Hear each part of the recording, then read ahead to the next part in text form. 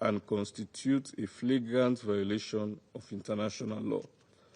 Sierra Leone echoes the General Assembly and the International Court of Justice in affirming that such policies must cease without delay. Third, all parties must act in accordance with international law, including international humanitarian law, and take urgent steps to de-escalate tensions. We call on them to refrain from incitement, provocative actions, and inflammatory rhetoric. Above all, they must ensure unimpeded and safe delivery of humanitarian aid. We support the New York Declaration's call for the immediate, unconditional, and sustained delivery of humanitarian assistance at scale, the opening of crossings, and the protection of relief workers. No civilian, especially no child, should die from starvation, malnutrition, or preventable disease. Israel must fulfill its obligations as the occupying power, and Hamas must not divert aid meant for civilians. Fourth, we reiterate the resolution's call for intensified and accelerated international and regional diplomatic efforts aimed at achieving without delay a comprehensive, just, and lasting peace. The New York Declaration's vision of a concrete, time-bound, and irreversible step toward an independent, sovereign, and democratic state of Palestine, living side by side with Israel in peace and security, must guide renewed political engagement. The international community must work towards an immediate and permanent ceasefire, the release of all hostages and detainees, and the launch of a credible political process that resolves all final status issues and ends the occupation. Mr. President, Sierra Leone condemns all violence against civilians, whether committed by state or non-state actors. We share the conviction expressed in the New York Declaration that war, occupation, terrorism, and forced displacement will not bring peace or security. Only a negotiated political solution that respects the sovereignty, security, and dignity of both peoples can deliver lasting peace. In closing, we reiterate that peace is not beyond reach. It requires courage, justice, and commitment from all parties to end the occupation, end the violence, and recommit to the principles of coexistence and mutual recognition. Full adherence to Resolution 2334 and the spirit of the New York Declaration would be an essential first step towards that future. I thank you. I thank the representative of Sierra Leone for the statement. Now I give the floor to the representative of the United States. Thank you, Mr. President. Thank you, Deputy Special Coordinator Alec Barra, for your briefing. Unfortunately, colleagues, today's meeting is yet another example of this Council's obsessive focus on Israel. This is the second time in less than a week that this Council has met on this subject. As I noted then, there have been more than 80 meetings on Israel since October 7th. This constant drumbeat of meetings only distract from and unfortunately undermine the serious work needed to address issues of international peace and security, including the United States' efforts to free all 48 hostages who remain in Hamas's captivity right now as we speak. Our work to bring this war to an end and to give Gaza and the Palestinian people a future free from Hamas. Resolution 2334, the ostensible focus of today's briefing, is a fundamentally flawed resolution. It wrongly delegitimizes Israel, including by denying the reality that Jerusalem is its lawful capital. Resolution 2334 exemplifies the outmoded thinking that has led to failure after failure in Middle East diplomacy. Every 3 months, this Council considers the implementation of 2334 by rote. This is in addition to the regular monthly briefing and the quarterly general debates on the Middle East, which focus almost entirely on Israel. And so this constant drumbeat of meetings continues to distract from doing the actual work. Doing the actual work, colleagues, that many pressing threats to international peace elsewhere around the world so sorely need. So perfunctory briefings like this one today do nothing to end the conflict or bring the war to a close. The United States continues to work tirelessly to free all 48 hostages and end the war. President Trump just last week told the General Assembly that empty words do not solve wars. Action does. Action does. President Trump just this last week hosted a key meeting with the leaders of Arab and Muslim majority states to coordinate the day after planning for Gaza. Not only is he putting real plans on the table to end the war and free the hostages and stop the suffering, but he's already putting plans forward for the day after to make sure this never happens again. We cannot repeat ourselves. We cannot. The definition of insanity is to continue to repeat this year after year.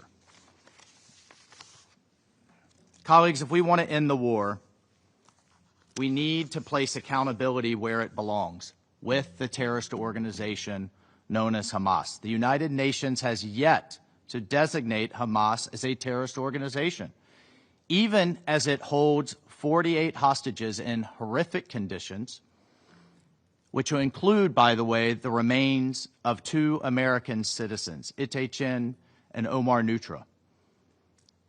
Hamas has made these hostages dig their own graves on camera. All of us desire peace, colleagues. All of us desire peace.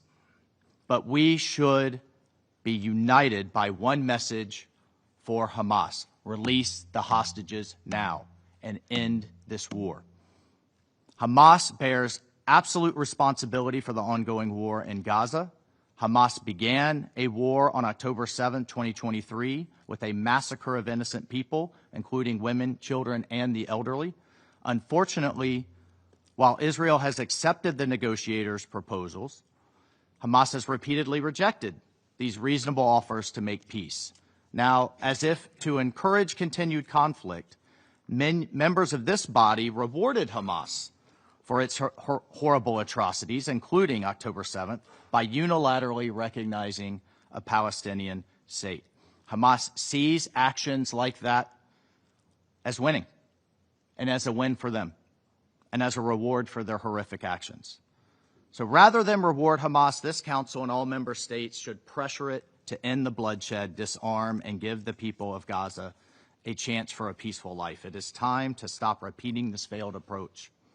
President Trump's approach of peace through strength has yielded historic accomplishments in a very short amount of time. In his first term, he brought peace, prosperity, and regional integration through the historic Abraham Accords. Earlier this year, this administration negotiated a ceasefire that freed many hostages. And by holding Hamas accountable, we can free the hostages and end this war. The United States will continue to work on improving the humanitarian situation on the ground, supporting the Gaza Humanitarian Foundation as it delivers life-saving aid to those in need without empowering the terrorists. The GHF continues to provide vital food aid to Palestinian civilians in Gaza, distributing now 175 meals as of September 8th. We also call on the Palestinian Authority to live up to its commitments at Oslo and condemn Hamas's terrorism consistently and unequivocally, to stop the incitement of terrorism and to fully implement its commitment to end the program of cash payments to terrorists and their families. Colleagues, a stable West Bank keeps Israel secure and is in line with this administration's goal to achieve peace in the region. The United States will continue to work tirelessly with Israel and our Arab partners to negotiate peace, get the hostages back, and create a brighter and more prosperous future for the region's people. Thank you. Thank the representative of the United States for the statement. Now I give the floor to the representative of China. 谢谢主席，我感谢阿拉克巴罗夫副特别协调员的通报。上周在第80届联大一般性辩论、落实两国方案高级别会议等重要场合，国际社会就巴勒斯坦问题再次发出强有力的呼声，要求立即停止杀戮，拯救生命，实现和平。这是维护公道正义的最基本要求，更是人类道德良知的最基本底线。面对当前紧急局势，国际社会应当团结起来，凝聚共识，秉持客观公正立场，为解决巴勒斯坦问题做出更大的努力。我们要以最大的紧迫感平息加沙冲突。在近2年的冲突暴力和围困封锁之下，6.6万多名加沙民众失去了生命，200多万人在前所未有的人道灾难中挣扎。当前，以色列执意推进接管加沙城的计划，每天都有大量无辜平民丧生。中方重申，袭击平民和民用设施不可接受，把人道物资武器化不可接受，违背国际法和国际人道法不可接受。中方敦促以色列立即停止在加沙的一切军事行动，切实履行占领方义务，保障人道物资大规模、快速、安全进入，支持联合国等人道机构开展援助。对以色列有特殊影响的国家应切实负起责任。我们要以有力的行动缓解约旦河西岸紧张局势。以色列持续扩张定居点政策，纵容定居者暴力，挤压巴勒斯坦人民生存空间，侵蚀两国方案基础。吞并西岸的危险企图将彻底葬送两国方案的前景，直接冲击中东地区的稳定。国际社会必须予以明确抵制和坚决反对。我们敦促以色列立即停止定居点活动，遏制定居者暴力，停止蚕食约旦河西岸领土，停止破坏巴勒斯坦民族权力机构的治理基础。我们要以坚定的决心重振两国方案。落实两国方案是解决巴勒斯坦问题的唯一可行出路。以色列建国迄今已近80年，而巴勒斯坦人民仍无处安身，这种状况不可接受。独立建国是巴勒斯坦人民不可剥夺的民族权利，不是可有可无的施舍或奖励。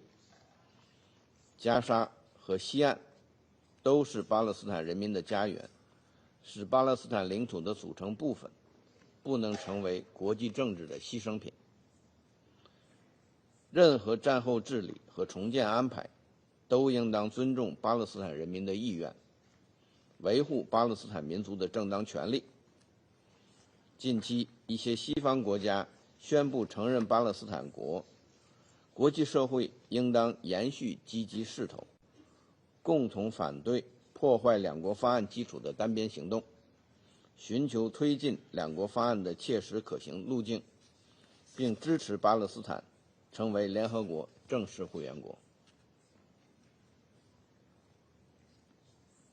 中方将继续同国际社会共同努力，推动早日平息加沙战火，缓解人道灾难，落实两国方案，推动巴勒斯坦问题全面、公正、持久解决，为实现中东地区的和平与稳定不断做出新的贡献。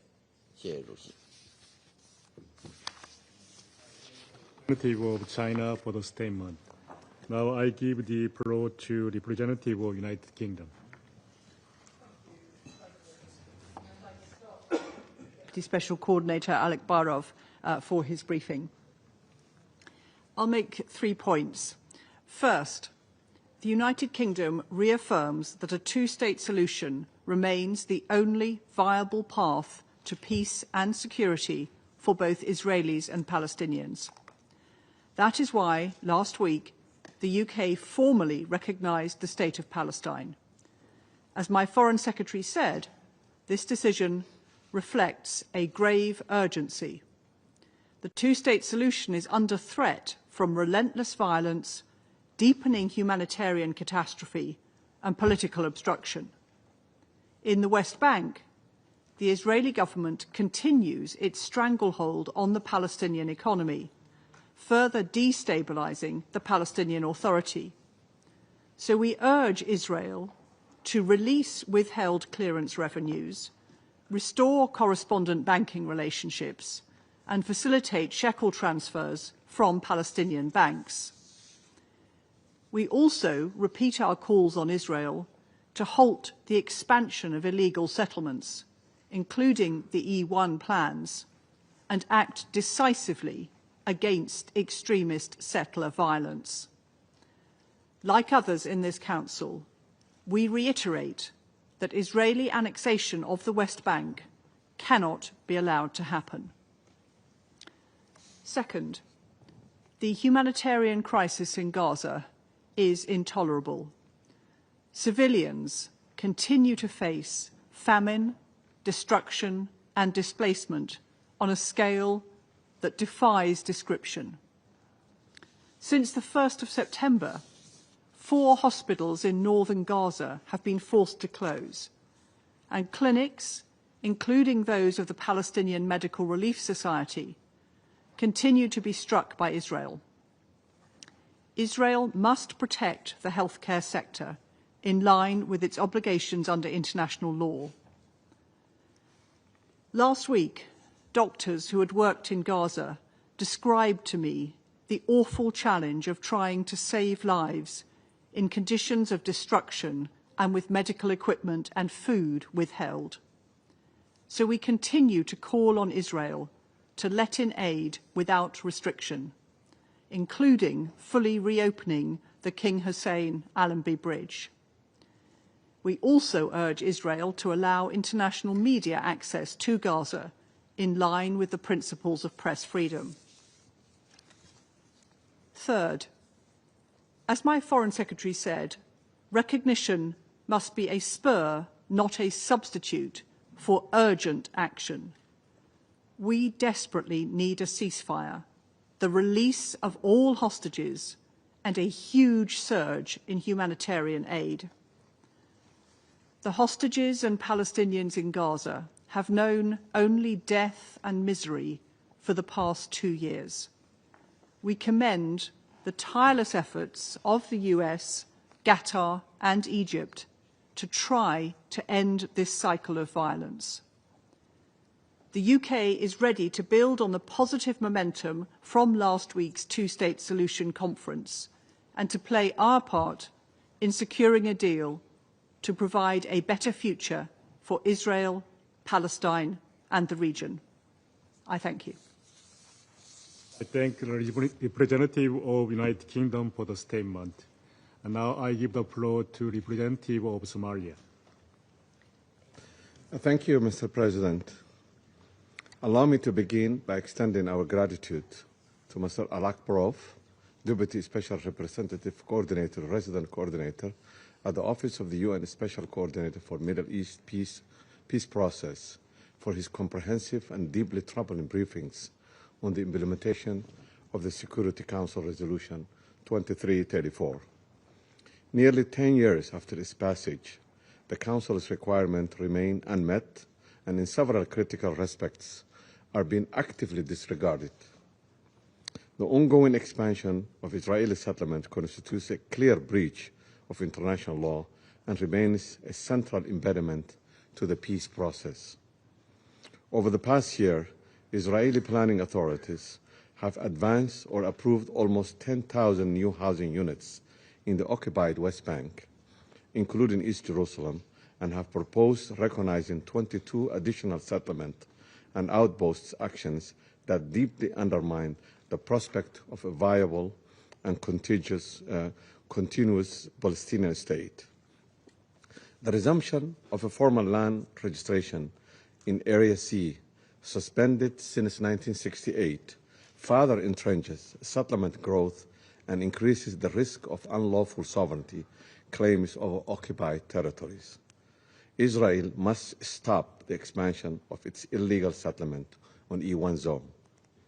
Furthermore, the demolition of over 450 Palestinian-owned structures and the displacement of nearly 600 people sharply highlight the trends that urgently need to be reversed. The recent report from the Office of High Commissioner for Human Rights has identified more than 150 business enterprises, both Israeli and international, that are supporting the sustaining these illegal settlements. Such involvement complicates the occupation and presents a significant ethical and legal concerns. The recent report of the Office of High Commissioner for Human Rights findings should inform the actions of the government and businesses alike, ensuring that they do not contribute on ongoing violations and breaches of international law. Mr. President, the humanitarian crisis in Gaza are catastrophic. Since the collapse of the ceasefire on March 18, more than 2 million people are facing a man-made famine, as confirmed by the Integrated Food Security Phase classification, a direct consequence of the ongoing blockade on aid. The hostilities have become intolerable, severe, resulting in the death of at least 5,400 Palestinians and injuries to more than 70,300 others during this period.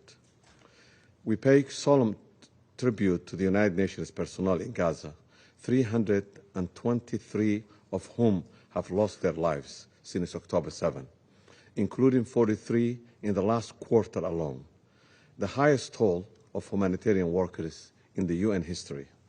Their dedication and sacrifices pursue of humanity and dignity and will not be forgotten. Mr. President, the path forward is clear. First, an immediate permanent ceasefire is essential to halt the bloodshed and avert the further famine.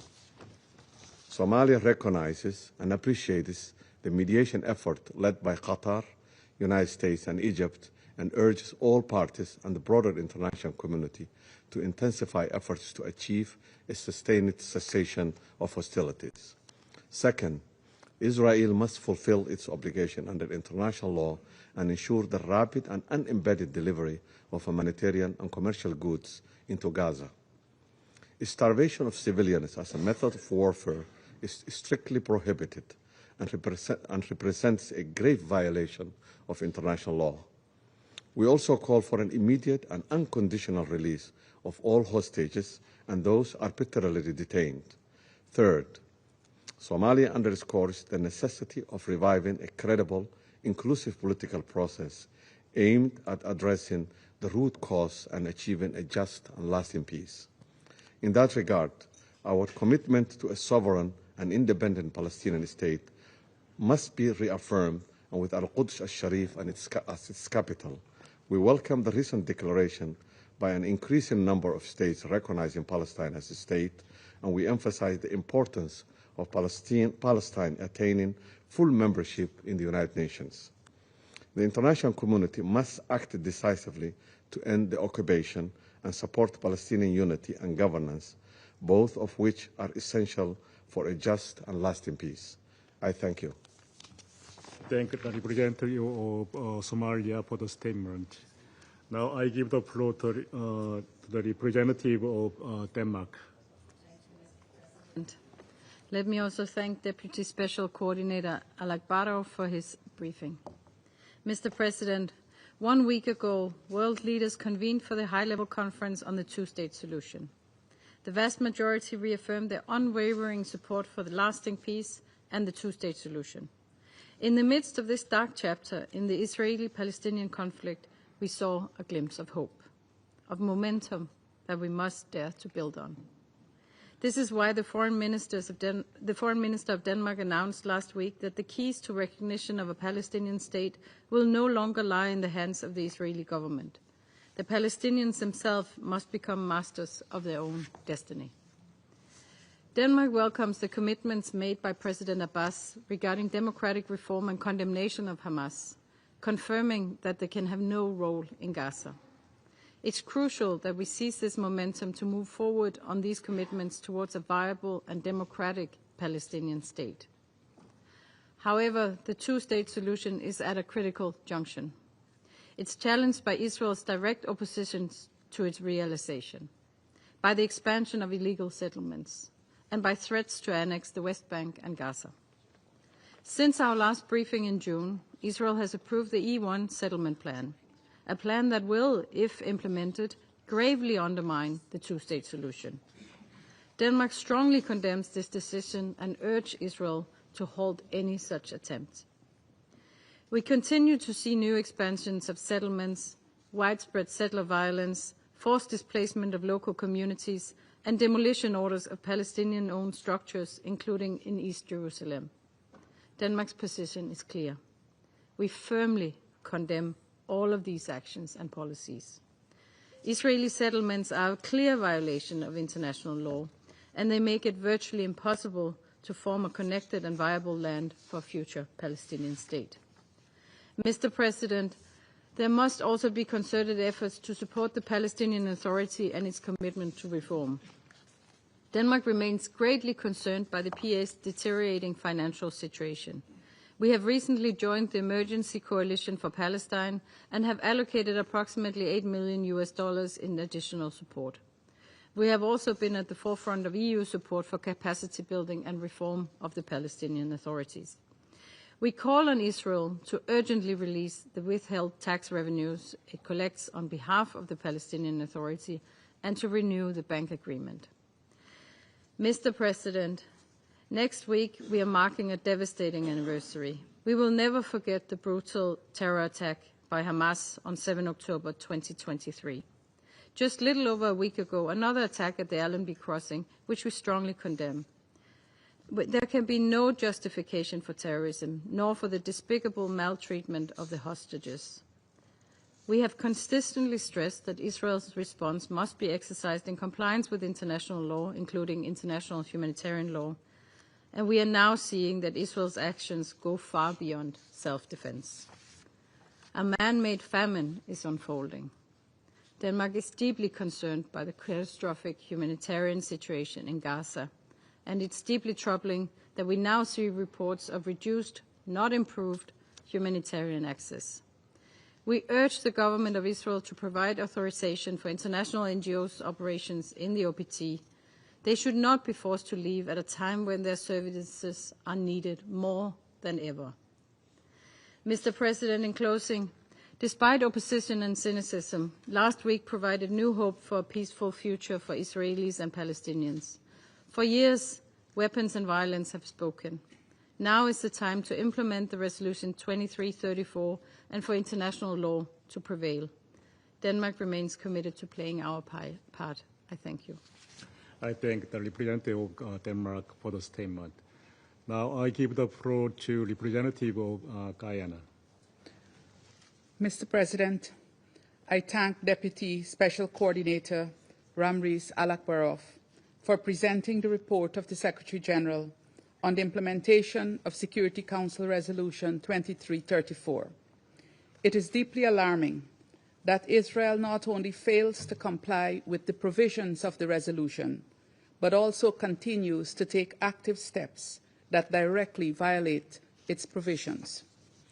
Mr. President, Israel continues to carry out its colonial settler policy unconstrained by the prescriptions of international law. This approach is particularly unsettling because of the implications for the achievement of an independent Palestinian state and the prospects for the termination of the Israeli occupation. This policy is evidenced by Israel's continued and systematic approval of new settlements in the occupied West Bank, increasingly shrinking the space pertaining to the Palestinian territory. The approval of the E1 settlement plan and Israel's determination to go forward with construction in the area is an extremely significant development that should not be met with silence from the Council. Advancing this plan would further fragment Palestinian communities and seriously undermine the aspiration for a contiguous Palestinian state.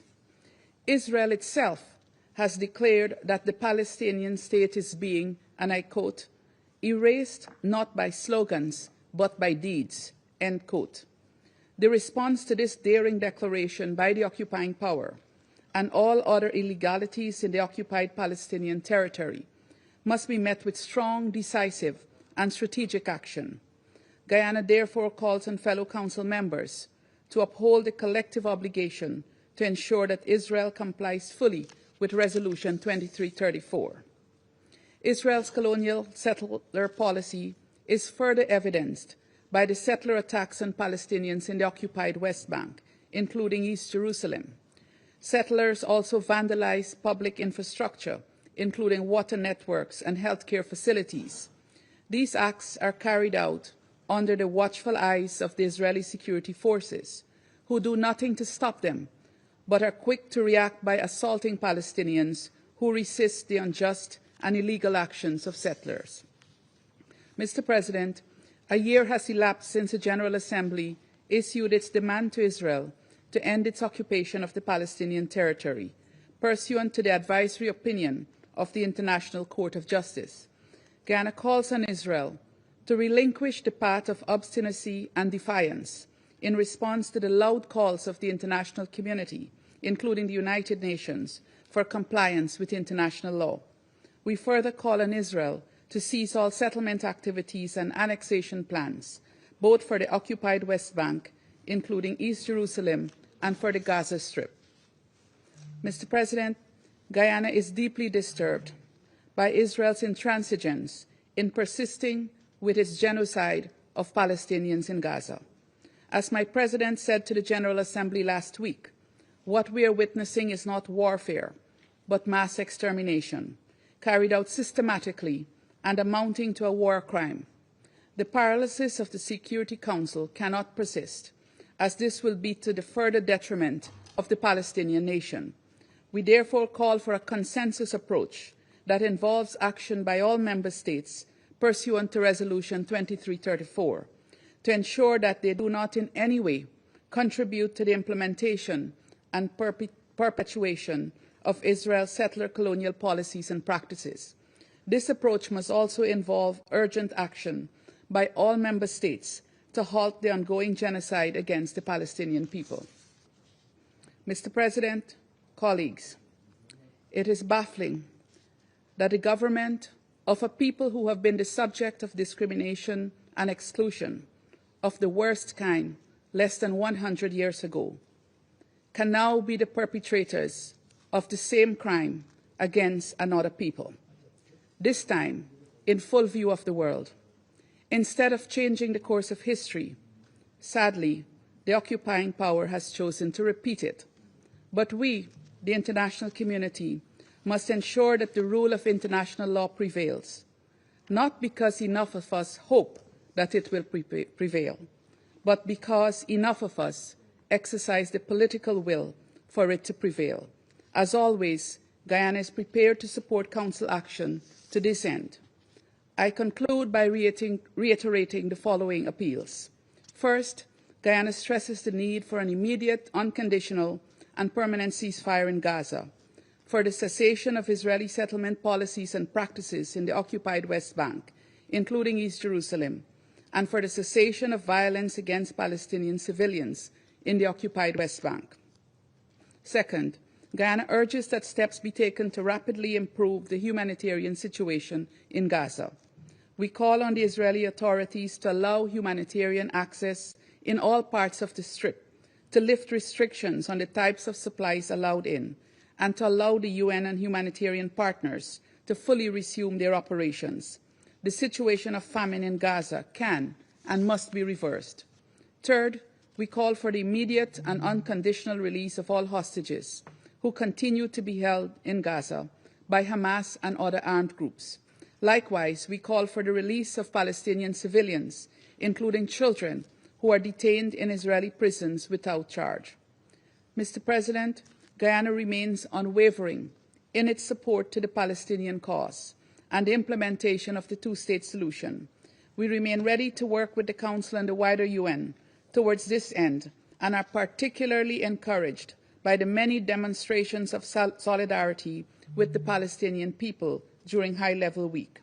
We believe that there is great international momentum and commitment to resolving the question of Palestine with urgency, and we, the members of the Security Council, must collectively take full advantage of this momentum. I thank you. I thank the representative of Guyana for the statement. Now I give the floor to the representative of France.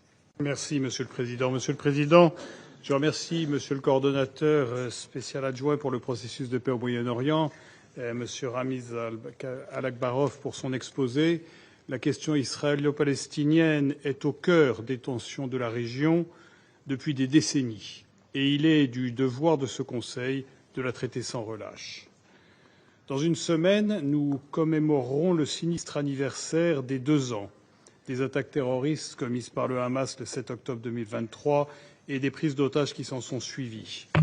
Actes barbares, d'ampleur inégalée, qui ont ébranlé par leur sauvagerie Israël et la conscience du monde. La France réitère sa condamnation sans équivoque des crimes odieux commis par le Hamas. Notre priorité absolue demeure la conclusion d'un cessez-le-feu immédiat et permanent et la libération sans condition de tous les otages. Mais voici aussi 2 ans que notre Conseil se réunit vainement pour appeler au cessez-le-feu et à l'accès humanitaire sans restriction pour tous les habitants de Gaza. Les offensives israéliennes en cours à Gaza n'ont plus de logique militaire. La France réitère sa condamnation de leur extension et de leur intensification. La tragédie des Palestiniens de Gaza a trop duré.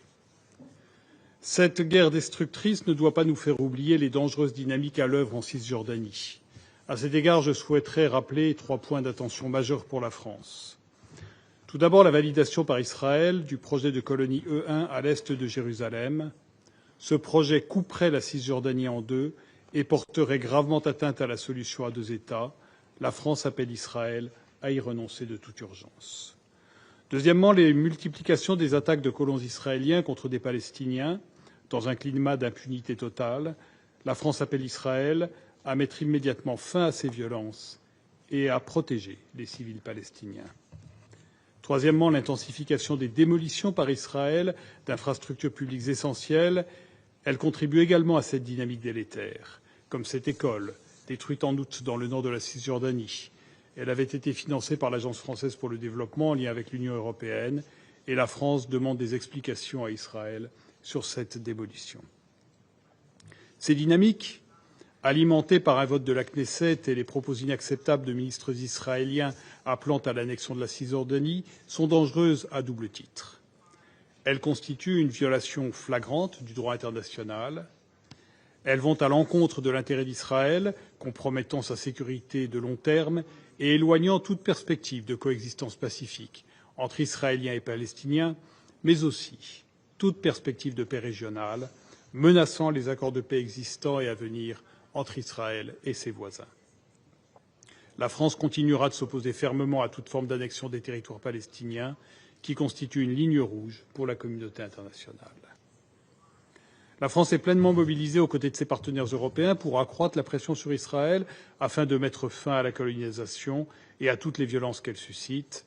Cela passe notamment par l'adoption de nouvelles sanctions contre les individus et entités qui en sont responsables. Monsieur le Président, dans ce paysage bien sombre, une lueur d'espoir existe pourtant. La semaine dernière s'est tenue ici à New York la conférence pour la solution à 2 États, coprésidée par l'Arabie saoudite et la France. Cette conférence a permis à la communauté internationale de réaffirmer son soutien ferme et continu à la solution à 2 États. Elle a permis aussi d'insuffler une dynamique politique inédite, en dessinant un chemin clair vers la paix et la sécurité pour tous dans la région. Elle a été l'occasion pour la France, avec 9 autres États, d'annoncer la reconnaissance de l'État de Palestine. La déclaration de New York, endossée par 142 États membres de l'ONU, dresse une feuille de route unique pour y parvenir. Approuvée par l'autorité palestinienne, elle prévoit notamment un cessez-le-feu immédiat et permanent à Gaza et la libération de tous les otages. Le désarmement effectif du Hamas et son exclusion de la gouvernance de Gaza, où une administration de transition doit être mise en place, intégrant l'autorité palestinienne. Rappelons à cet égard qu'il est difficile de présenter comme un appui au Hamas une conférence qui l'exclut de l'avenir de la Palestine et qui vise cette solution à 2 États que le Hamas, justement, a toujours refusée. Troisièmement, le déploiement d'une mission internationale de stabilisation à Gaza et la reconstruction de l'enclave. Enfin, l'établissement d'un État palestinien doté d'une gouvernance et d'institutions réformées. Nous comprenons que les contacts entre le président des États-Unis et plusieurs États de la région la semaine dernière ont également fait progresser l'engagement au service d'une paix durable. Monsieur le Président, la paix est possible, mais elle suppose de la part du Hamas de libérer immédiatement les otages encore détenus à Gaza. Elle suppose aussi de la part d'Israël d'accepter la main tendue par la communauté internationale et de s'engager de bonne foi sur le chemin des 2 États. Je vous remercie. I thank the representative of France for the statement. Now I give the floor to representative of Slovenia. Thank you, Mr. President. And I thank Deputy Special Coordinator, Mr. Alakbarov, for his briefing. Unsurprisingly, the briefing paints a grim picture of a dangerous trajectory of the conflict. Colleagues, during the past week, world leaders gathered here at the United Nations. Palestine and the horrors of Gaza dominated all discussions. It started with a conference on the 2-state solution, which created a positive momentum that was further strengthened by the meeting of the US President with Arab leaders. All this happened in parallel with almost consensual messages coming from the General Assembly that the suffering in Gaza must end. As the general debate wraps up, we have an opportunity for reflection and for charting the course of action. Today, Mr. President, I would like to offer our reflection on partnership for peace. First, for Slovenia, the Palestinian Authority is a crucial partner for peace. While supporting the reform process, we underline that the PA must remain stable and able to govern, provide basic services, and maintain security. We are deeply alarmed over their financial crisis, and we urge the Israeli government to release the Palestinian revenues that Israel is withholding unlawfully. Slovenia has joined the Emergency Coalition for the Financial Sustainability of the Palestinian Authority and allocated funds towards this end. However, this is only an emergency measure. Ensuring the sustainability and functionality of the Palestinian Authority remains a priority. Second, UNRWA is another partner for peace in the region. It is a lifeline for Palestinians struggling with the humanitarian catastrophe in Gaza. It is a pillar for human development in the West Bank and more broadly. We remain steadfast in our support to the agency and the shared commitments we pledged. The agency is an indispensable part of the fibre of Palestine society and is enjoying trust of the community. It is accumulating knowledge, offering opportunities, and carrying political heritage. As such, it must be protected and its mandate renewed. Third, what is becoming clear is that partnerships for peace in the region of the Middle East and in the international community are growing. The leaders of the region have clearly demonstrated their commitment to peace in the region, to peace with Israel. As part of the commitment of the international community to peace, we welcome the new and irreversible wave of recognitions of Palestinian statehood. Each one strengthens legitimacy of Palestine and moves us closer to a just settlement. The international community is making its voice clear, and we resolutely stand behind the New York Declaration outlining steps to peace. Colleagues, I want to underline that we also hear voices for peace in Israel. We hear families of hostages calling for ceasefire. We hear voices of so many Israelis understanding that their safety and future is intertwined with safety and future of Palestinians. We hear Jewish voices around the globe emphasizing that peace cannot be achieved through war. To these voices and to others, I want to once again repeat our condemnation of the 7 October terror attack. Hamas is not a partner for peace. Hamas and its terror ideology has no place in the future of Gaza. Mr. President, Slovenia is deeply alarmed by the surge of violence in the West Bank. We oppose announcements regarding further expansion of settlement projects, including the E1 project. We are alarmed by the attempts to fragment Palestinian communities and movements restrictions. We call for the compliance with the ICJ advisory opinion. We call for an end to the occupation. Slovenia has taken concrete measures against settlements, as well as against the war in Gaza. Our position on it has equally been clear, and I repeat our call for an immediate, unconditional and permanent ceasefire, the unconditional and dignified release of all hostages, and for unhindered humanitarian assistance in Gaza in line with humanitarian principles. Thank you. The representative of Slovenia for the statement. Now I give the floor to representative of Panama. Gracias, señor presidente. Me complace, en primer lugar, dar la más cordial bienvenida a los nuevos representantes permanentes de la República de Corea y de Estados Unidos, y a la vez aprovechar para hacer un merecido reconocimiento y felicitar a todo el equipo de la misión de Corea por su admirable gestión en la presidencia del Consejo durante este mes de septiembre.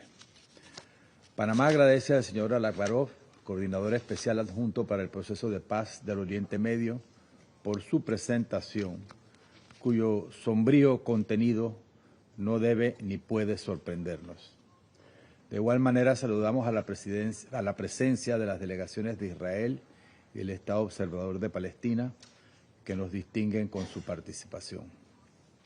La resolución 2334 de 2016 reafirma principios fundamentales para alcanzar la anhelada paz al prolongado conflicto israelí-palestino, la inadmisibilidad de la adquisición de territorio por la fuerza, la ilegalidad de los asentamientos y la urgencia de alcanzar una solución política.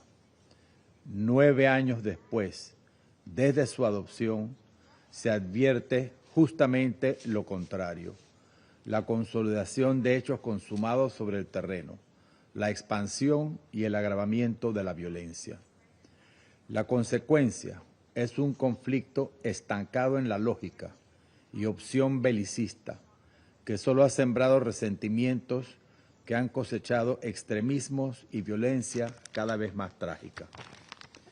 Gaza es hoy la evidencia más cruda de lo que ocurre cuando se posterga una solución política y se normaliza la violencia y los extremismos. La catástrofe humanitaria alcanza allí proporciones injustificables. Y no solo por ello justifica, sino que exige la atención permanente y constante de este Consejo de Seguridad.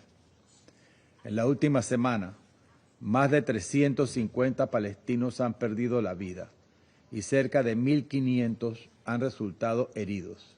En total, más de 65.000 palestinos han muerto en esta guerra, iniciada por Hamas desde los atroces ataques del 7 de octubre que condenamos enérgicamente otra vez. La hambruna que había quedado evidenciada por agencias de Naciones Unidas, así como por destacadas cadenas internacionales de comunicación y en redes sociales, ya ha sido confirmada por la clasificación integrada de la seguridad alimentaria y ha cobrado 440 vidas, incluidos 147 niños. El cierre del cruce de Sikkim, al norte de la franja, desde el 12 de septiembre, ha reducido en 50.000 comidas diarias la asistencia, una fracción mínima frente al hambre desbordada. Mientras la UNICEF ha advertido que los niños están literalmente desfalleciendo ante nuestros ojos. Ningún objetivo militar justifica convertir el alimento en un método de opresión y control. Señor presidente, en Cisjordania, incluida Jerusalén Occidental, la situación también contradice el espíritu y el mandato de la resolución 2334. Desde octubre de 2023, casi 1.000 palestinos han muerto. Más de 3.500 estructuras han sido destruidas y más de 3.000 personas han sido desplazadas. Nuevas restricciones de acceso aíslan comunidades enteras, mientras la violencia y el vandalismo, incluido el sabotaje a redes de agua, buscan hacer inviable la vida cotidiana de miles de personas. Esta realidad no construye seguridad, por el contrario, atenta contra cualquier posibilidad de paz. Panamá reitera que no existe salida militar a este conflicto. Décadas de guerra y muerte no han producido ni producirán seguridad, ni mucho menos paz. Insistir en la vía militar es insistir en el fracaso. La única vía es un proceso político serio, integral y sostenido, basado en el derecho internacional, en las resoluciones de este Consejo, con garantías verificables para ambas partes y que, como resultado de negociaciones diplomáticas, asegure a israelíes y palestinos vivir bajo seguridad y dignidad en dos estados con fronteras mutuamente reconocidas e internacionalmente acordadas. En lo inmediato, como medidas impostergables, pedimos un alto al fuego permanente, la liberación digna e incondicional de todos los rehenes y el acceso de la vital ayuda humanitaria de manera segura y sin restricciones en toda Gaza. En ese sentido, reafirmamos nuestro respaldo pleno a la participación de las agencias de Naciones Unidas, que cuentan con experiencia comprobada, legitimidad y capacidad para llevar asistencia de manera segura, imparcial y eficaz a la población civil. Panamá pide que cese la violencia y las acciones que no aportan solución en Cisjordania y Jerusalén Oriental y que contradicen abiertamente el derecho internacional y las resoluciones de este Consejo y que solo alejan la posibilidad de una solución política sostenible. Señor presidente, insistir en la vía de la violencia, en la fuerza y en los extremos es insistir en el dolor. Cada día sin paz es un día más que pesa sobre nuestra conciencia colectiva. Optar por la vía política es insistir en la vida, en la dignidad y en la seguridad de dos pueblos que merecen vivir en paz y seguridad. Renunciar a la paz sería renunciar a la dignidad que nos une como humanidad. Muchas gracias. I thank the representative of Panama for the statement. Now I give the floor to representative of Greece. Thank you, Mr. President. This past week gave new impetus to our engagement on the situation in the Middle East, giving us reason to hope even as challenges persist. Co-chaired by the President of France and the Foreign Minister of Saudi Arabia, the high-level conference for the two-state solution made global headlines, reaffirming the collective resolve of the international community for two states living side by side in peace and security.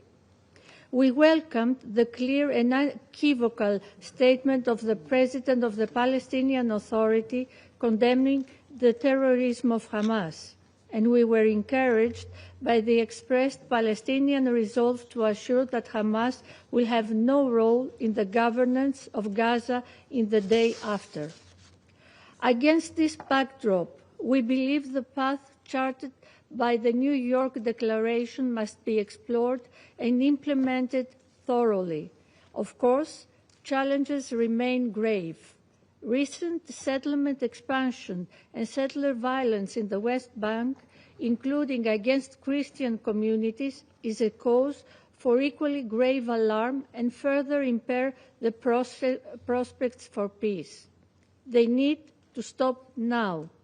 In particular, announcements on the construction of additional settlements in the E1 area are of profound concern.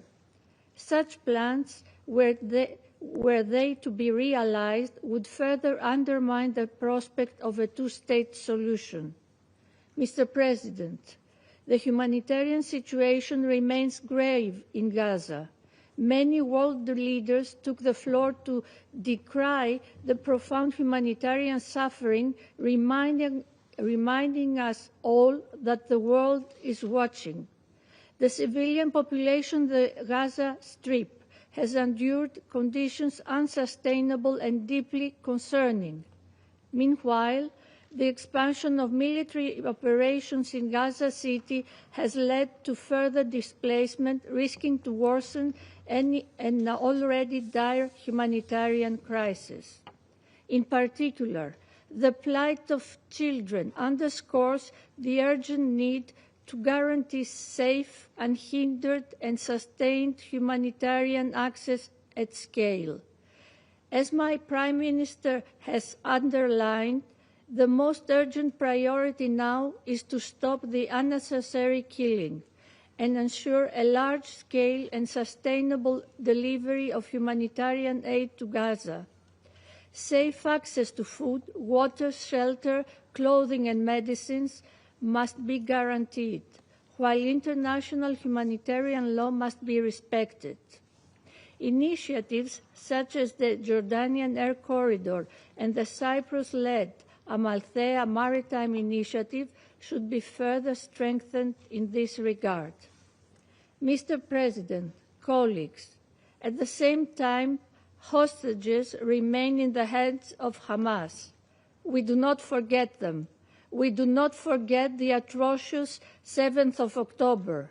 We reiterate our call for their unconditional release.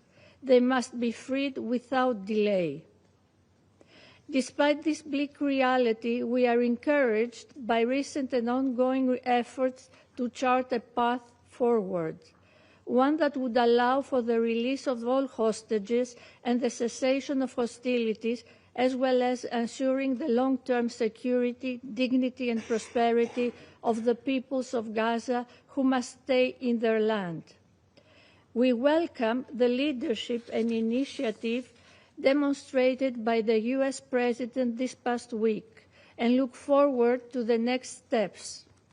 As a member of the Security Council and a long-standing partner to both Israelis and Palestinians, Greece stands ready to contribute actively to the collective work that lies ahead. Mr. President, the members of the international community, despite all nuances and differentiations, stood united this past week, especially in calling for the hostages to be released and for the war to end. A new dawn for Israelis and Palestinians can be on the horizon, should there be the courage to reach for it. The two-state solution of both peoples living side by side in peace and security remains the only viable path forward. This past week, the international community threw its full weight behind it. Now is the time for it to be realized. I thank you. I thank the representative of Greece for the statement. Now I give the floor to Pakistan. Thank you. Mr. President, I would like to also welcome you to our UN family. We thank Deputy Special Coordinator, Mr. Ramiz Al-Akbarov, for his briefing. That account is a vivid description of how such a primordial resolution as 2334 remains far from implemented and continues to be violated with impunity. It is therefore right for this Council to have this periodic review in accordance with Resolution 2334.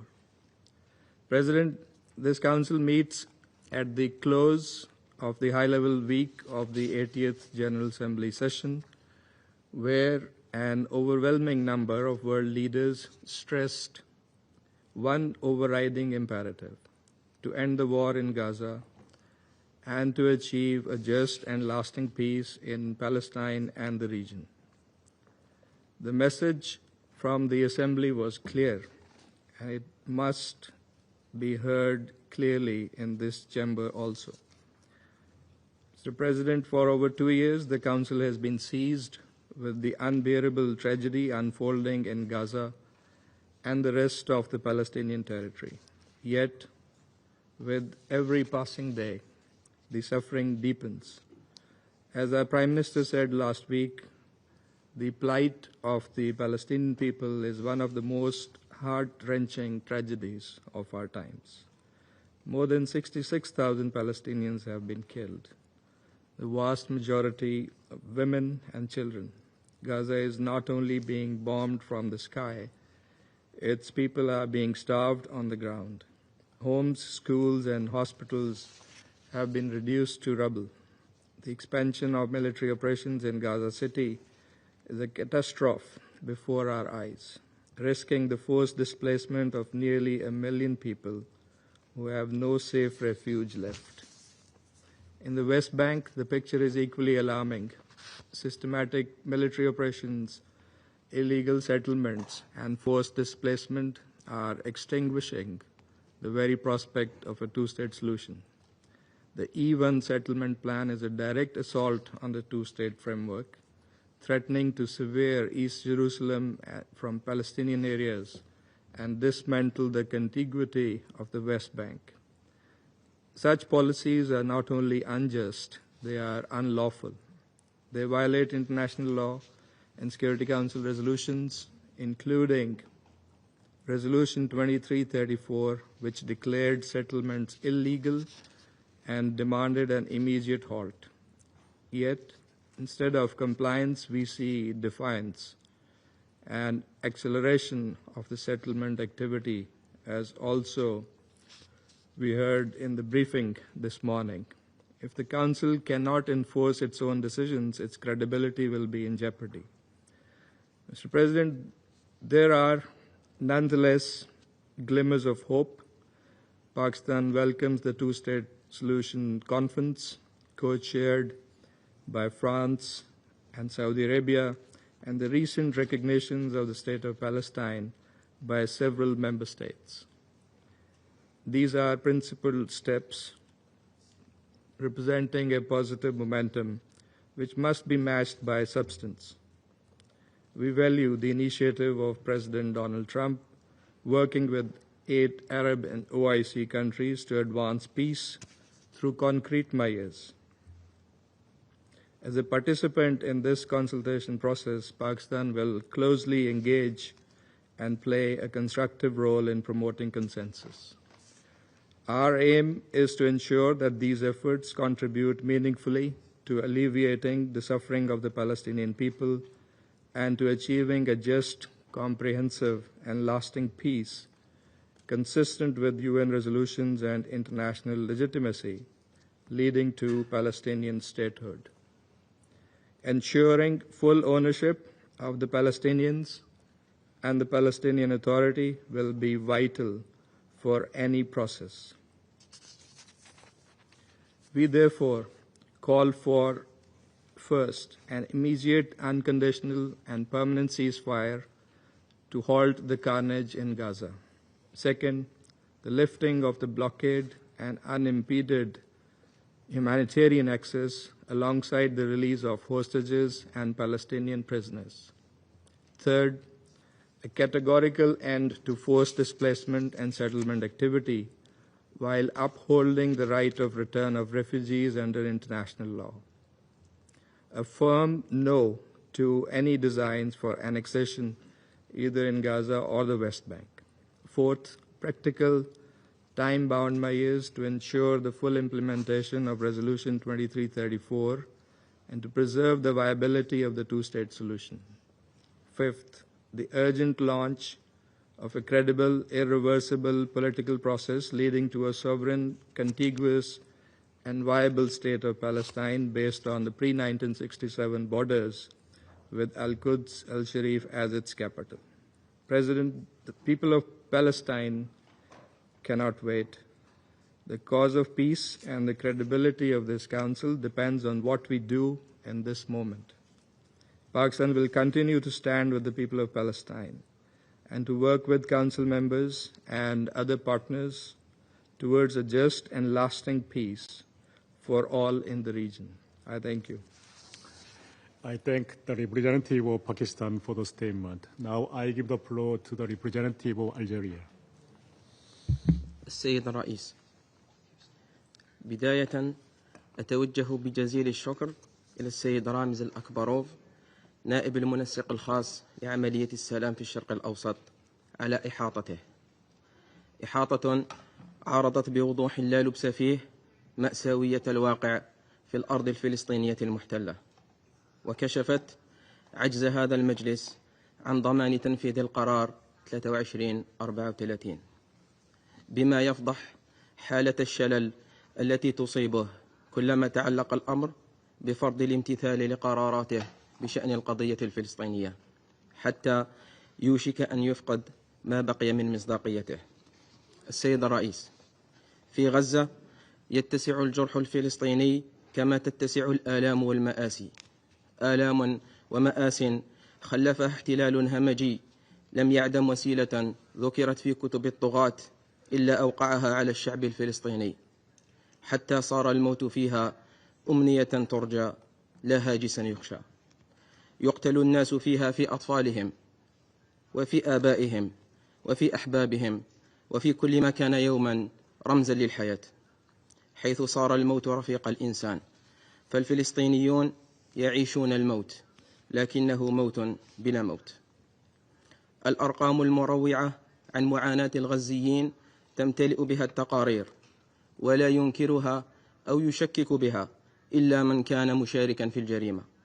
يكفي القول أن الاحتلال جعل من غزة أسوأ مكان يعيش فيه الإنسان، أسوأ مكان يعيش فيه الأطفال والنساء والشباب والشيوخ، وأسوأ مكان يعمل فيه الصحفيون والأطباء والعاملون الإنسانيون.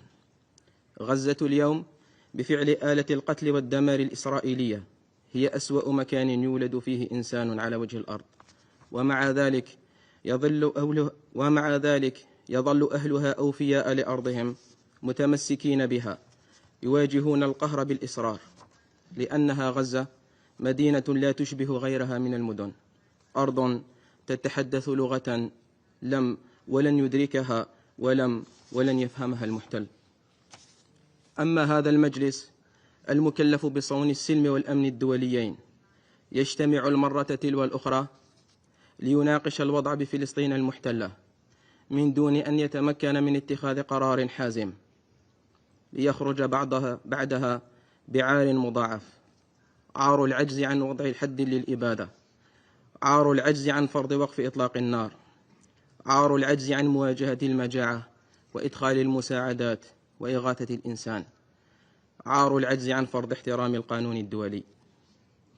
فمتى سيتحمل هذا المجلس مسؤولياته ويرتقي للأمانة التي يحملها؟ ومتى سيستجيب هذا المجلس لأصوات الملايين تملأ شوارع العالم نداء بإنهاء مأساة غزة؟ السيد الرئيس، ولأن الضفة الغربية وغزة صنوان في الجسد الفلسطيني الواحد تعاقب بدورها، لأنها تذكر المحتل بأصحاب الحق، تذكره بأصحاب الأرض، يذيقها الاحتلال من ذات الكأس سعيا منه لتحقيق هدفه الأكبر، وأد المشروع الوطني الفلسطيني. الضم بالضفة الغربية بلغ مستويات غير مسبوقة. الاستيطان ينهش جسد الضفة، يقطع أوصالها ويعزل القدس الشريف عن محيطه الفلسطيني الطبيعي. إرهاب المستوطنين المحمي والمغطى من سلطات الاحتلال بلغ درجات خطيرة.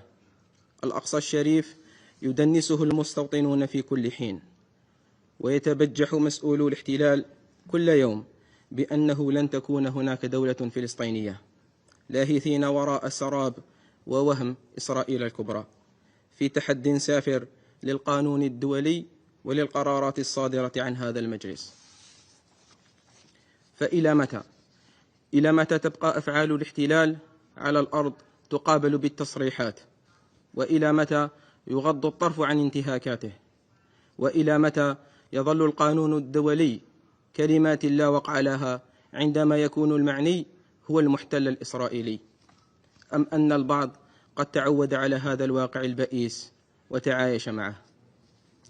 إن علينا واجبا لا منا، لا سيما في هذا المجلس، أن نتحرك لتمكين الفلسطينيين، تمكينهم من حقهم الطبيعي والقانوني في أرضهم وإقامة دولتهم، قبل أن لا يبقى شعب يقيم دولة فلسطين بفعل الإبادة والتهجير القسري، وقبل أن لا تبقى أرض تقام عليها دولة فلسطين بفعل الضم والاستيطان. السيد الرئيس، إن الديناميكية التي عرفتها القضية الفلسطينية مؤخرا مع توالي الاعترافات والمبادرات الداعية إلى حل عادل ودائم ستبقى قاصرة ما لم تنتقل من منطق القول إلى منطق الفعل، ومن منطق الاستجداء إلى منطق الإرغام، ومن منطق الإقناع إلى منطق العقاب. من هذا المنطلق تطلع الجزائر بأمل يخالطه الحذر إلى المفاوضات الدائرة حاليا، ونرجو أن تفضي إلى نتيجة إيجابية تنهي مأساة غزة، تنهي مأساة فلسطين، وتضمن توقف العدوان. ونشدد على أنه يجب على المجموعة الدولية أن تضمن تنفيذ أي مخرج إلى منتهاه، حتى لا نكرر أخطاء الماضي ونجد أنفسنا مرة أخرى أمام التزامات لا تحترم واتفاقات تخترق من قبل المحتل الإسرائيلي. كما تشدد الجزائر على أن أي اتفاق حتى يحقق غايته لا بد أن يكون منطلقه وهدفه هو إنهاء الاحتلال الإسرائيلي للأرض الفلسطينية. فالحقيقة واضحة، لا يمكن التعايش مع الاحتلال، والشعوب لا تنسى حقوقها مهما طال الزمن. السيد الرئيس، إن الحل واضح ولم يعد يحتمل المزيد من التسويف: إقامة الدولة الفلسطينية المستقلة وعاصمتها القدس الشريف، حل توافقت عليه المجموعة الدولية منذ عقود، وهذا أوان التنفيذ. هذا هو السبيل الوحيد إلى سلام فلسطين، وهذا هو مفتاح استقرار الشرق الأوسط. شكرا. I thank the representative of Algeria for the statement. Now I shall make a statement in my capacity of the representative of Republic of Korea. First of all, I thank Deputy Special Coordinator Alak Barov for his briefing. We still remember the horror that shocked the whole world on October 7th, 2023. One peaceful Saturday morning in southern Israel was marked by one of the most horrific terrorist attacks in modern history. The Republic of Korea reiterates its condemnation on attacks by Hamas against Israel. Israel has the right to protect itself and its citizens. However, this right must be carried out in accordance with international humanitarian law, including principles of proportionality, distinction, and precaution. Civilians, notably including children, aid workers, journalists, and medical personnel, must all be protected. The Republic of Korea remains deeply concerned that for the last 2 years, these fundamental principles have not been adequately observed in this world, and urges parties to this conflict to strictly abide by their obligations under the international law. We are dismayed by the ongoing expansion of Israel's ground operation in Gaza City and repeated evacuation orders. We are particularly concerned by the repetitive strikes against hospitals in Gaza. Earlier this month, by participating as co-pen holders and voting in favor of the E10 draft resolution on the humanitarian situation in Gaza, the Republic of Korea called with the vast majority of the international community for an immediate ceasefire, release of all hostages, and an urgent surge of humanitarian aid in Gaza.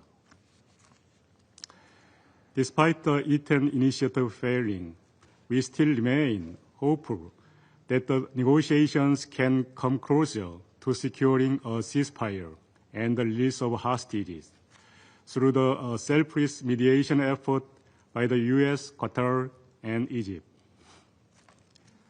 We call on all parties to prioritize the immense suffering of both Palestinian civilians and Israeli hostages in Gaza, and faithfully engaged with mediators.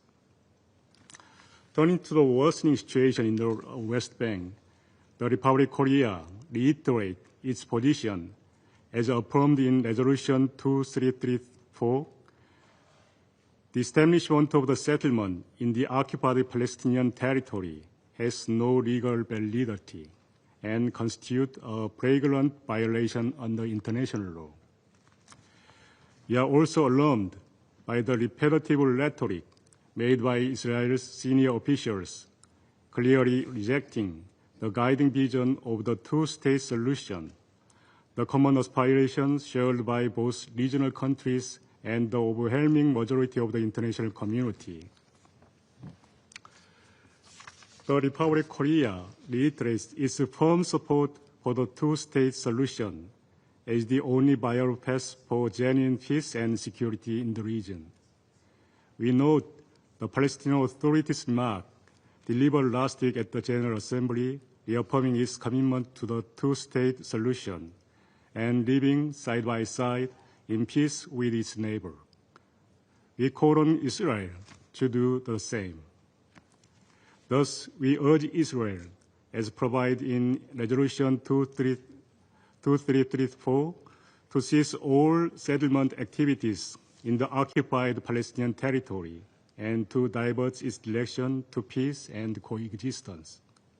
We support a revitalized and reformed Palestinian Authority as the sole legitimate representative of Palestinian people both in West Bank and Gaza. We'll call for lifting all measures hampering the economic viability of the PA, including withholding clearance revenues. Resolution 2334, adopted 9 years ago, remains a true cornerstone document encompassing all key principles toward coexistence in dignity based on the two-state solution. We hope neighbors in the Middle East will recommit to peace, stability, and coexistence.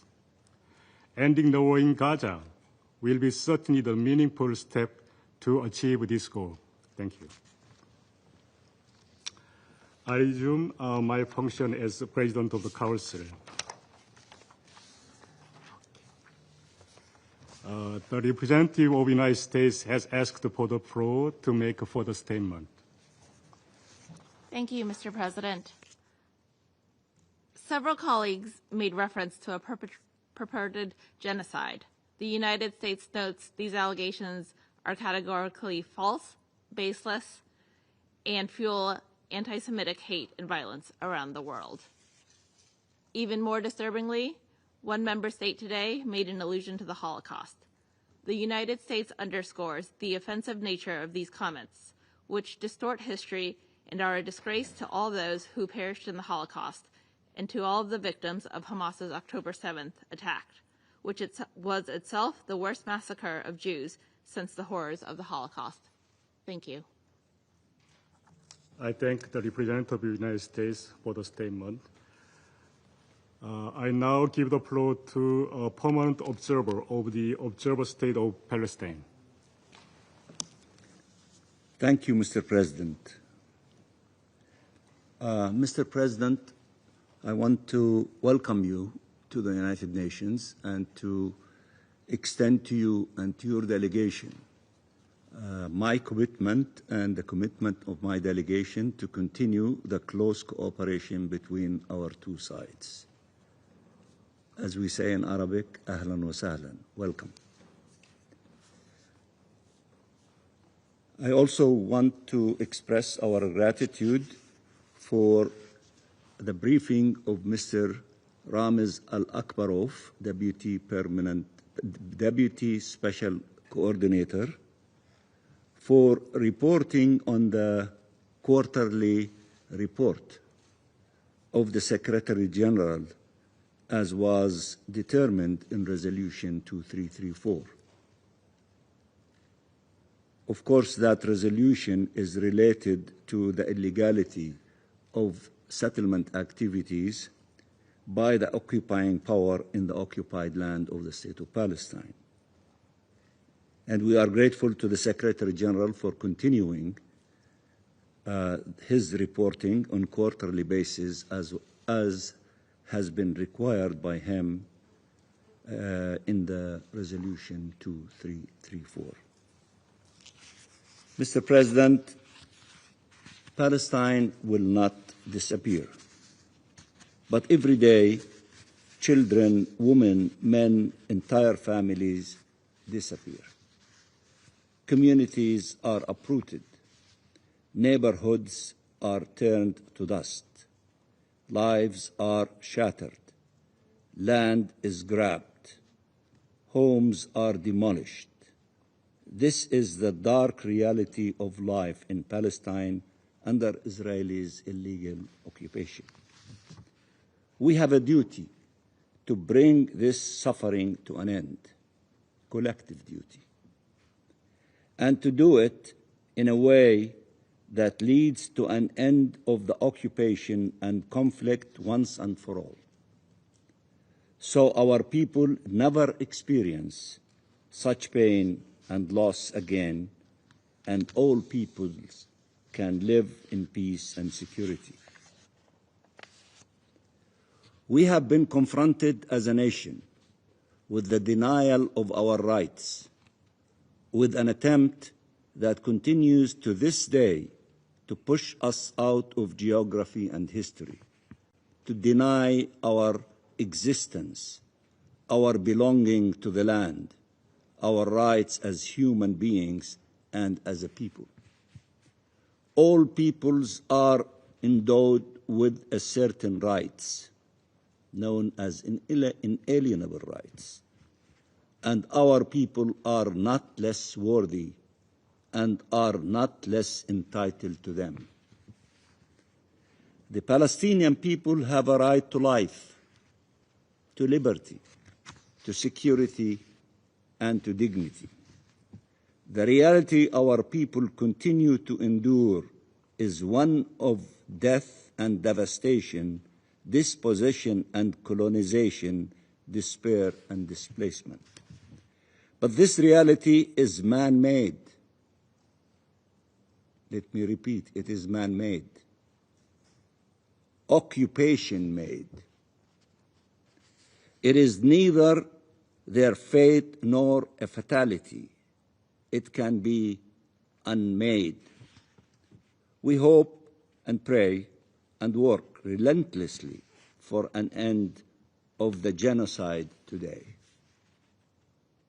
And that is the most sacred goal, given the horrors every day brings upon 2 million people. But tomorrow matters as well. And what we need is not a pause in the violence and injustice, but an end to it. Violence is an impasse. It must not be fueled nor tolerated. It must be stopped. And we will not relent in our rejection of violence against civilians, Palestinians and Israelis. This is a legal, political, moral principle we will not abandon. Likewise, injustice must never be justified or shielded by anyone under any circumstances. It should never be justified. It must be brought to an end. Mr. President, Palestine is committed to peace. We are the ones who need it most in the midst of these unimaginable horrors. And peace needs to be a shared objective to become a shared reality. We are translating that commitment to peace in our actions every day. In the face of unhinged Israeli militarism, Palestine has chosen pacifism. Our part of the world does not need more death and destruction. It needs peace. Freedom will lead to peace, and peace will lead to shared security and prosperity. This is the path we must embark on.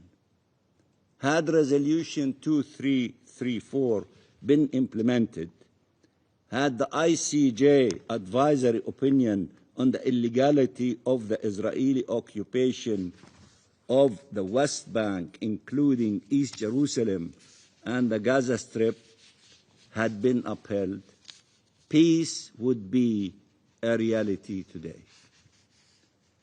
Mr. President, over the course of the last week, the entire world rallied around clear objectives. It was a high-level week, mainly on Palestine. We thank the great majority of UN membership who made it so. We thank you all. You made history last week. From countries that recognized the state of Palestine, to those who adopted measures to end the war and occupation, to those who pledged their political and financial and humanitarian support, to those who pledged protection to end the famine and stop the massacres, to the countries that gathered at the International Peace Conference co-chaired by Saudi Arabia and France and endorsed the New York Declaration and took part in the Global Alliance for the Implementation of the Two-State Solution. The world mobilized for an end of the war on the Palestinian people, for an independent and sovereign Palestinian state, for the two-state solution. This initial part has been accomplished, and thank you to all of you. Now we roll our sleeves and get ready for what needs to be done.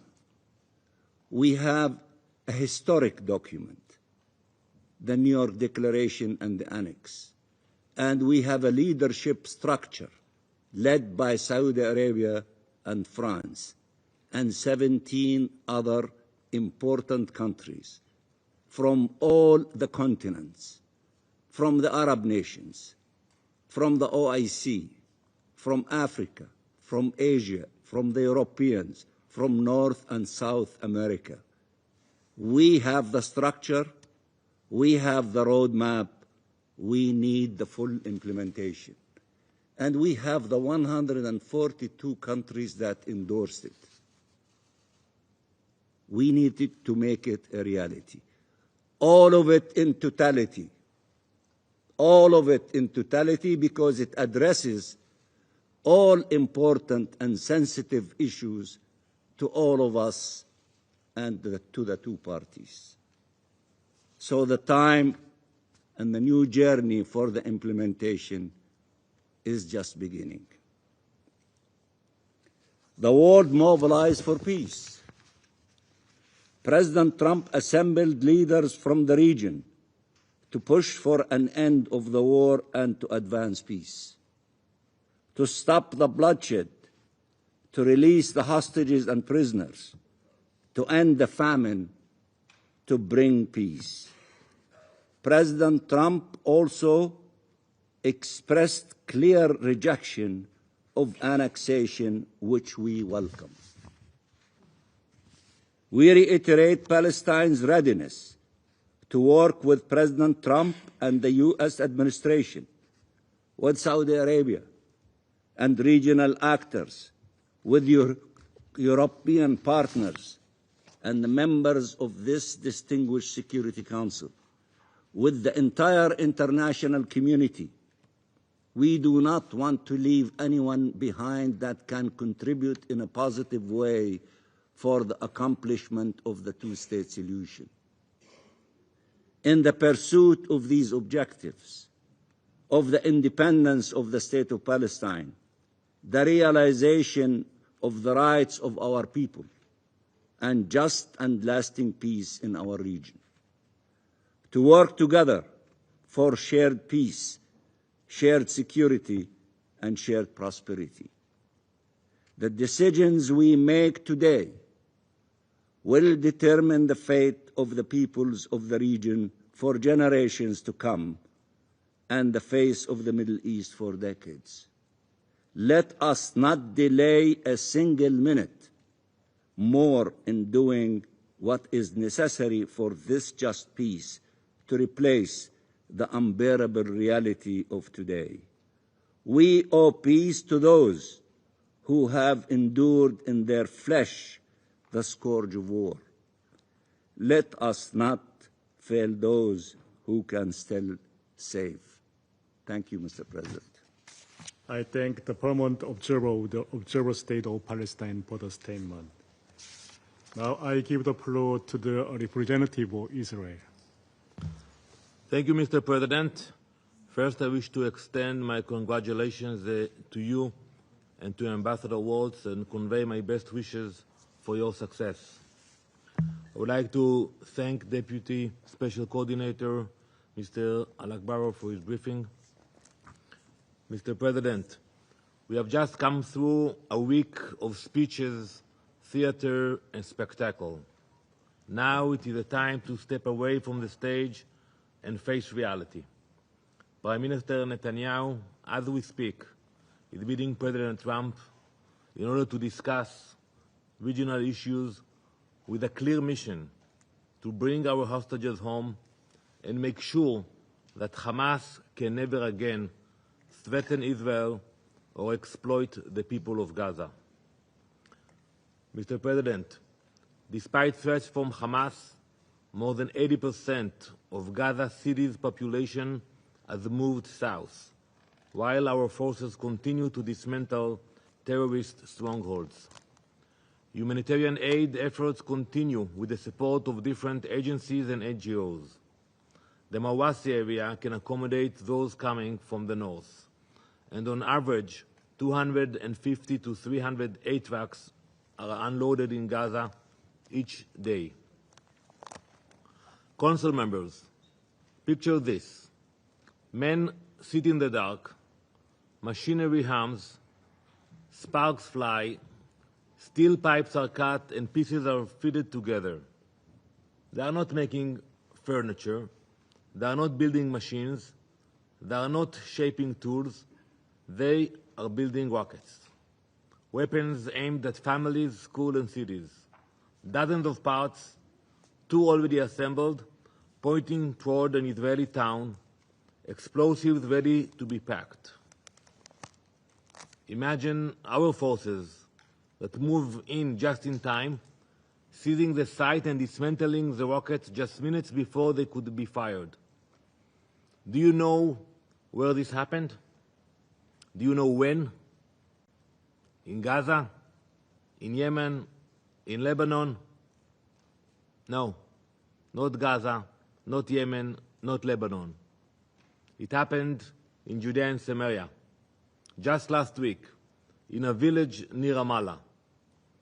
Only days later, another rocket was found near Tulkarem, another city in Judea and Samaria. It was so unstable that bomb disposal teams had to neutralize it. Let me paint a clearer picture. That first workshop was only 12.5 miles from Jerusalem. That is about the same distance as from the Eiffel Tower to the Palace of Versailles. The rocket near Tulkarem was only about 15 miles from the city of Netanya on Israel's coast, a similar distance to that between central London and Heathrow Airport. These are not far-off threats. They are weapons built within minutes of Israeli towns and cities, hidden workshops of death right on our doorstep. The same methods began in Gaza 20 years ago. It started exactly like that. Small workshops turned out rockets, and many chose to look away. But we know what happened. Those rockets multiplied into thousands, raining down on Israeli towns for years. We have learned the cost of failing to eradicate terror immediately at its source. That same danger now rises in Judea and Samaria, workshops preparing rockets and weapons just miles from our cities. Council members, you can bury your head in the sand or you can confront it. Israel does not have the luxury of ignoring it. We will confront terror. Those who turned a blind eye to Gaza 2 decades ago now see the results. We will not repeat that mistake in Judea and Samaria. Neither should this council. The terror threat in Judea and Samaria is real and imminent. These terror networks put Israeli lives directly at risk. Yet, just last week, President Macron, in an interview in CBS, he claimed, and I quote, "There is no Hamas in the West Bank." Better check again. Earlier this month, Hamas claimed responsibility for the attack at a crowded bus stop in Jerusalem where 2 Hamas terrorists murdered 6 innocent Israelis. In June, our forces uncovered 2 major Hamas infrastructures in Hebron and Bethlehem. Under Operation Iron Wall, we arrested 600 weapons. We destroyed 15 observation posts and 20 weapon workshops. And we arrested 70 Hamas terrorists in the Hebron region alone. In November 2024, Israeli forces stopped an Iranian shipment of rockets, bombs, rifles, and launchers headed for terrorists in Jenin. Yes, Iran is there too, in Judea and Samaria, arming, funding, and coordinating terror. These are the facts.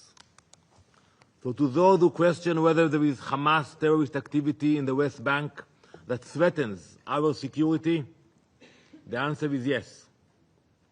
Last week, during the UN General Assembly week, there was no shortage of speeches and declarations.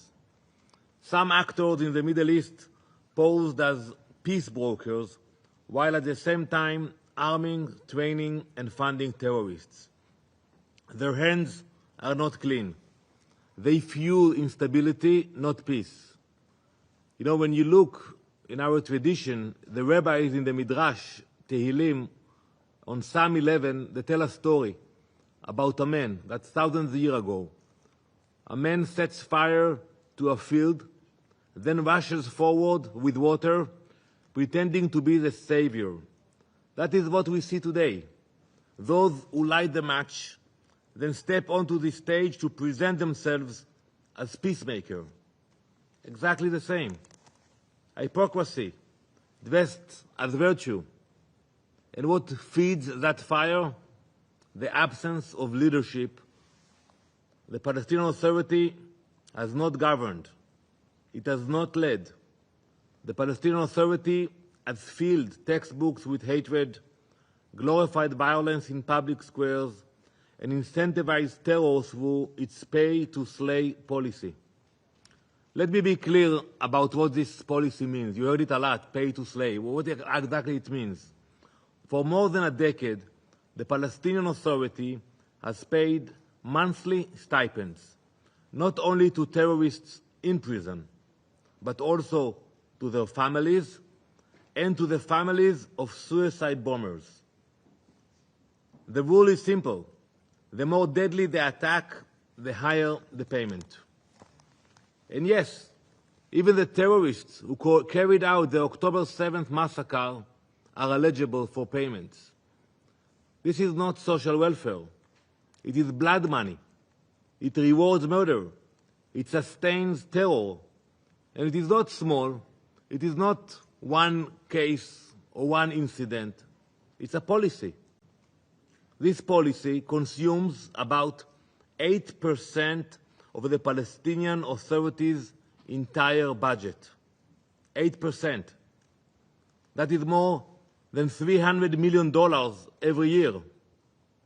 Mr. President, to put that into perspective, the same share, the same ratio would be in Russia over $30 billion a year. In South Korea, $40 billion. And more than $500 billion in the US. This is inconceivable. It is indefensible. You cannot imagine it. You cannot apprehend it. Spending hundreds of millions on this policy. This money should have gone to schools and hospitals. Instead, it goes to salaries for killers. Last week, in his message to the General Assembly, President Abbas claimed that this policy has been, and I quote, reformed. But this is the PA's pattern. Promise after promise after promise, and never deliver. In practice, nothing has changed.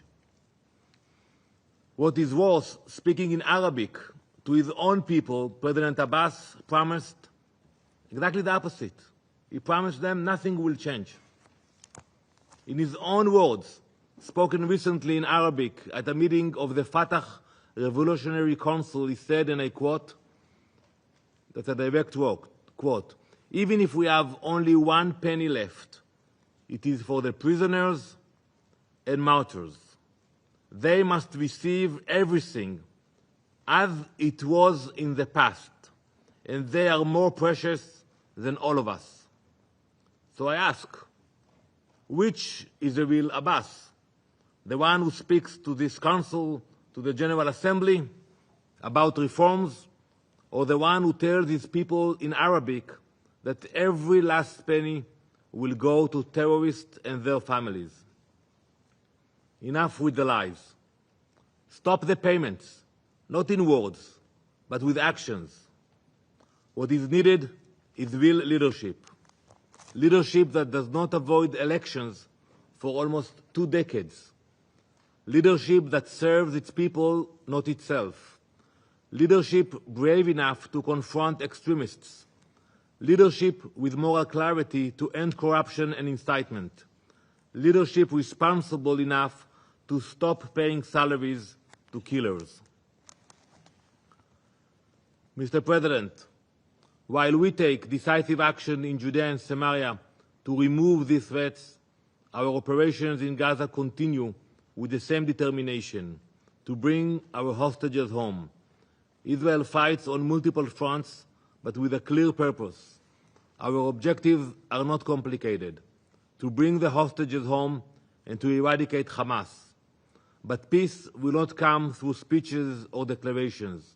It will only come through courage, accountability, and the will to end terror at its core. This Council faces a choice. You can look away or you can confront reality. Israel has already chosen. We will face reality. We will confront terror. We will secure our future. Thank you, Mr. President.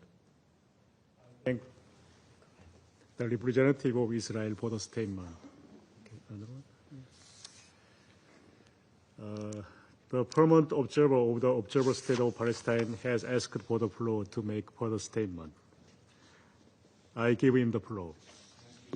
Thank you very much, Mr. President, for giving me the floor. I think it's becoming crystal clear that almost the entire international community is moving in the direction of peace and putting an end to this tragedy in Gaza.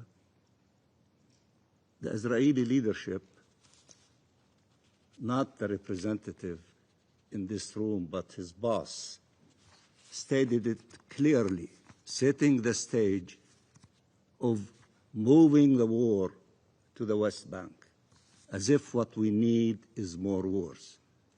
They're not satisfied with all of the killings and the destruction in Gaza under all the claims that they made. Now they are making it crystal clear, phase 2 or chapter 2 of the same thing, of erasing the Palestinian people, the nation, and they say it very clearly under the banner, no to the two-state solution in which we have global consensus around it, and no to the Palestinian state.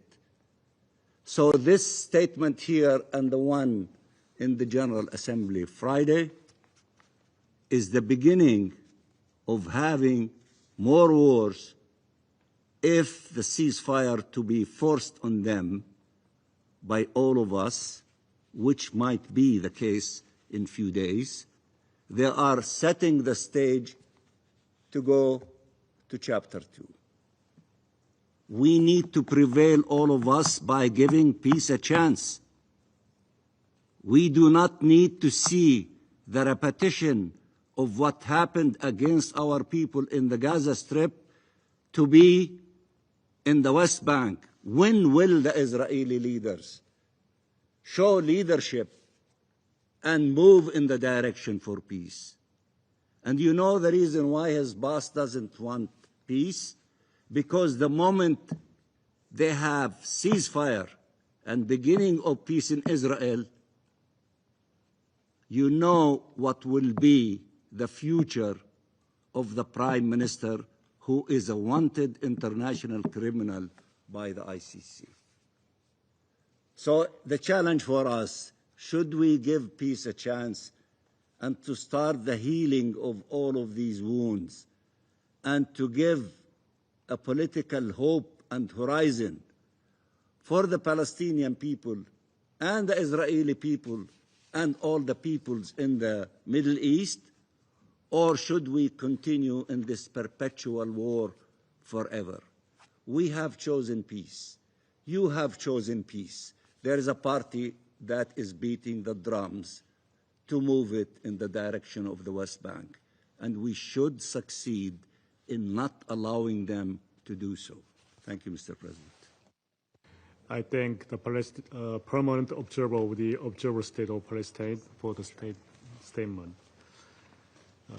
The representative of Israel has asked for the floor to make a further statement. Thank you, Mr. President. As I said at the beginning of my speech, that Prime Minister Netanyahu is meeting as we speak with President Trump to discuss a ceasefire. And the negotiators are involved in that negotiations. But I haven't got an answer, Mr. Mansour. Will you stop the payment for terrorists who committed horrible crimes? Will you stop with that policy? You can say no, or you can say yes. And you referred about our activities in Judea and Samaria, and you are absolutely right. If you will not face the extreme forces in Judea and Samaria, we will have to go in and deal with the terrorists. Look what happened in Gaza. We left Gaza 2005, 20 years ago, completely. We gave you the keys. We told you, you will rule Gaza, the PA. You got the opportunity, but you were not able to confront the extremists. Hamas took over, and then we had no choice after October 7th and to go in. And if the same will happen in Judea and Samaria, and you will not be able to confront the radicals in Jenin, in Tulkarem, and you will allow them to take over. So what do you think? We will sit idly by and wait for rockets to fly into Israel or for Hamas to invade Israel from Judea and Samaria? No. You have to face the radical forces. And the fact that you are not able to provide an answer about the payment, about the 8% which I introduced the Council with the numbers, it's worrying all of us. You should confront the radicals, take responsibility. We have no desire to be in Gaza. I have said it many times. We have no desire to go into Jenin and fight Hamas in the camps in Jenin. But it's your responsibility. Every nation, when you have terror activity, you deal with it. You confront it. But if you are not capable of doing it, then the responsibility will be on our shoulders. Thank you, Mr. President. The representative of Israel for the statement. So, just a second. I give him the floor, but this is the final statement. Yeah. Thank you very much, Mr. President. Only one question. The whole world is saying we want to have two-state solution, which requires the end of occupation and the independence of the state of Palestine. Is the representative of the State of Israel ready to accept this global consensus or not? Let him share with us his position, the position of his government, instead of taking us in so many small details here and there and avoiding to face the biggest question. Thank you. Thank you. There are no more names inscribed on the list of speakers. The meeting is adjourned.